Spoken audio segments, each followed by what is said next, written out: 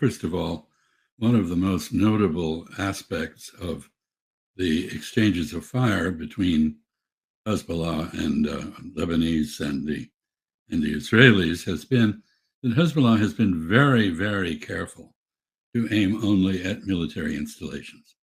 It has not aimed at civilian installations. It is following the laws of war as it understands them. Israel, by contrast, routinely attacks civilians. And we just heard again this charge that something that was bombed was using Lebanese human beings as human shields. Well, this is absolute nonsense because basically they're attacking a residential area. You've seen what they did in Gaza. They're trying to do the same thing in Lebanon. There are a couple of aspects of this.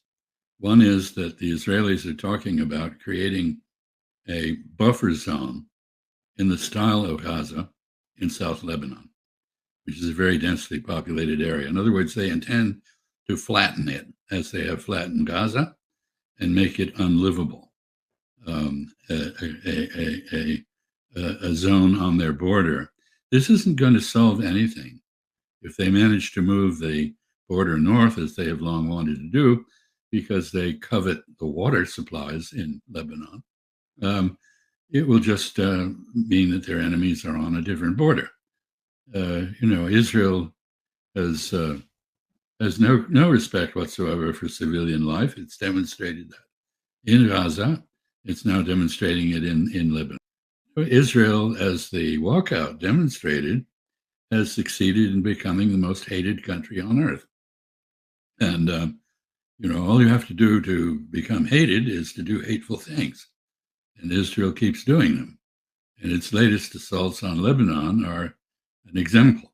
One question, which remains unresolved, we've heard various statements about what was the reason for the timing of the Israeli terrorist attack on Lebanon through walkie-talkies and pagers.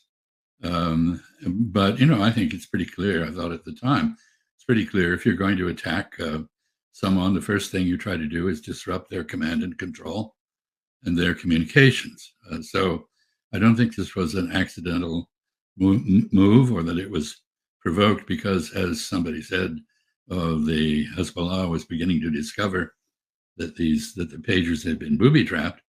I think it was a cold-blooded preparation for what we're now seeing, which is efforts to wipe out part of Beirut, but also to do to southern Lebanon what Israel has done to Gaza.